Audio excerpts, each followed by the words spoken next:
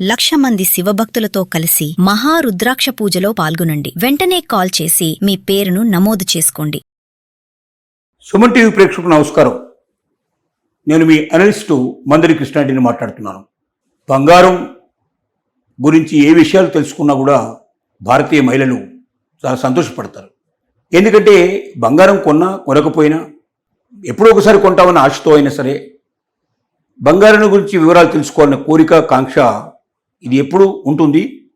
ఈ రకమైనటువంటి బంగారం మీద ఉండే ఆలోచనలతోటే బంగారానికి సంబంధించిన రేట్లు కానీ, బంగారానికి సంబంధించిన విశేషాలు కానీ ప్రతిరోజు ప్రతిక్షణం తెలుసుకోవాలనే కోరిక, కాంక్ష ఉండేటువంటి వాళ్ళు చాలామంది మన మహిళలు, గృహిణులు ఉన్నారు. వారికి ఒక ఇంట్రెస్టింగ్ విషయం చెప్పడానికి ప్రయత్నం చేస్తాం. మనం 1950 నుంచి 2026 దాకా బంగారం రేట్లు ఎలా మారుకుంటూ వచ్చాయో ఒకసారి తెలుసుకుంటే చాలా ఆశ్చర్యపోతారు.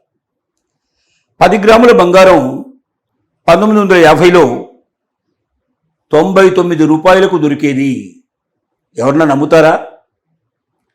ఇవాళ సుమారుగా 1,50,000 రూపాయలు నడుస్తున్నటువంటి 10 గ్రాముల బంగారం, 24 క్యారెట్స్ బంగారం 1950లో 99 రూపాయలకు 10 గ్రాముల బంగారం దొరికేది. 1970కి వచ్చేసరికల్లా 184 రూపాయలు అయింది. అది 55 రూపాయల నుంచి దాదాపుగా 99 రూపాయల నుంచి 184 రూపాయలు, దాదాపు సగం డబ్బులు పెరిగింది. 1970 అంటే 20 ఏళ్ళు పట్టింది. 50 నుంచి 70 20 ఏళ్లలో పెరిగింది ఎంత అంటే 99 రూపాయల నుంచి అది 184 రూపాయలు అయింది.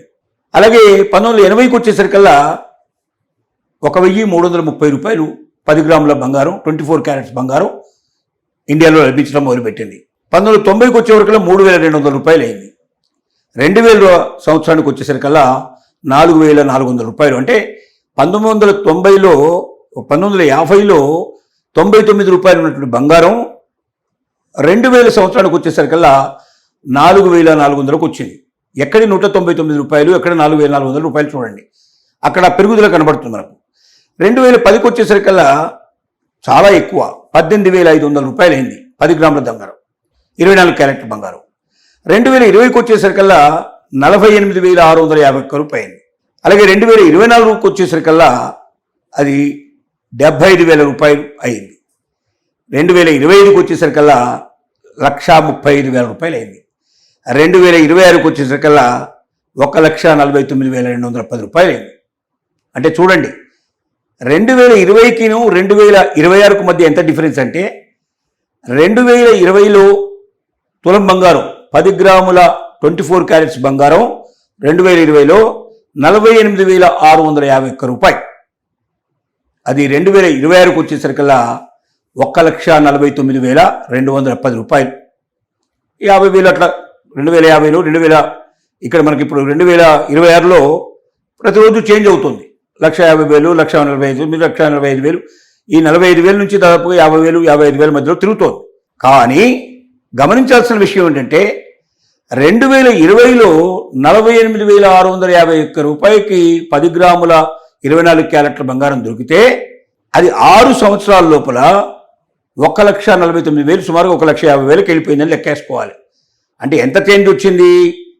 దాదాపుగా 1,00,000 రూపాయలు డిఫరెన్స్ వచ్చింది. 1,00,000 రూపాయలు 2020కిను 2026కి మధ్యలో 1,00,000 రూపాయలు పెరిగినట్టు లెక్క.